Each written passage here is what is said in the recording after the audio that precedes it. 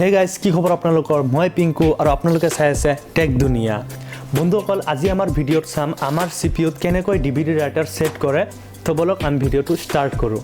তো গাইজ চাওক, এইটো হ'ল আমাৰ চিপিইউ আৰু এইটো হ'ল আমাৰ ডিভিডি ৰাইটাৰ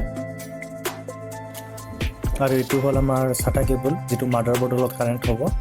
তো গাইজ আমি চব ফাৰ্ষ্ট খুলিব লাগিব যিটো ডিভিডি ৰাইটাৰৰ যিটো শ্লট, সেই শ্লটটো খুলিব লাগিব। তো শ্লট খুলিবৰ কাৰণে আমি ফাৰ্ষ্টত খুলিব লাগিব যিটো কেবিনেটৰ যিটো স্ক্ৰু, সেই স্ক্ৰুকেইটা খুলিব লাগিব। তো খোলো ৰ'ব।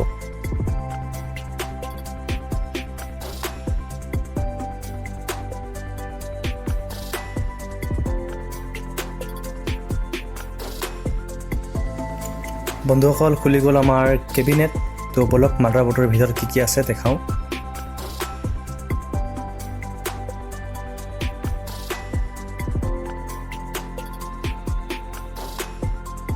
বন্ধুসকল, এইটো হ'ল ডিভিডি ৰাইটাৰৰ কাৰণে। তো ডিভিডি ৰাইটাৰ ইয়াতে কানেক্ট হ'ব আৰু যিটো আছে আমাৰ ছাটা কেবলৰ কাম এটা যাব ডিভিডি ৰাইটাৰত আৰু এটা যাব মাদাৰবোৰ্ডত কানেক্ট হ'ব। তো চাই থাকক। এইটো হ'ল হাৰ্ড ডিস্ক আৰু এইটো হ'ল ডিভিডি ৰাইটাৰ শ্লট আৰু এইটো হ'ল Assamese প্ৰচেছৰ CPU আৰু ৰেম। বন্ধুসকল, এইটোক ছাটা পাৱাৰ কেবল বুলি কোৱা হয়। আৰু বন্ধুসকল, ভিডিঅ'টো নাজানা মানুহৰ বাবে, জানা মানুহৰ বাবে নহয়।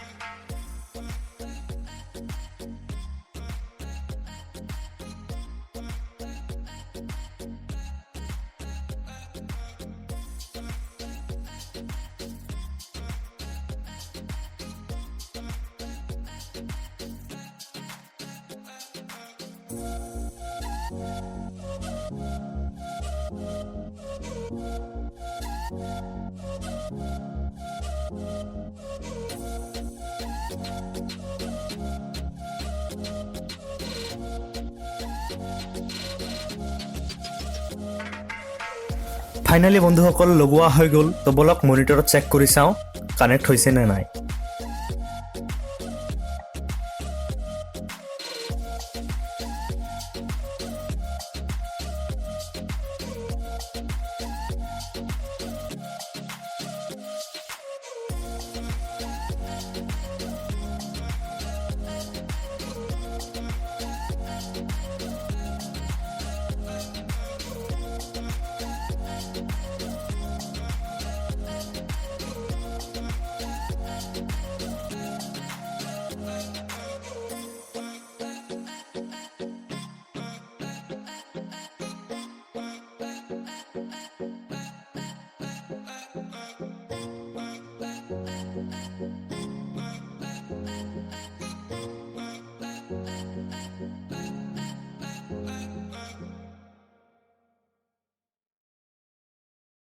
তো বন্ধুসকল ভিডিওটো চাই যদি ভাল পালে তেতিয়াহ'লে লাইক এটা কৰি দিব আৰু কমেণ্ট কৰিব শ্বেয়াৰ কৰিব লগতে মোৰ চেনেলটো ছাবস্ক্ৰাইব কৰি বেল আইকনটি দবাই দিব তো গাইজ আহি আছোঁ এটা নতুন ভিডিঅ' লৈ তো এতিয়াৰ বাবে টাটা বাই বাই জয় আই অসম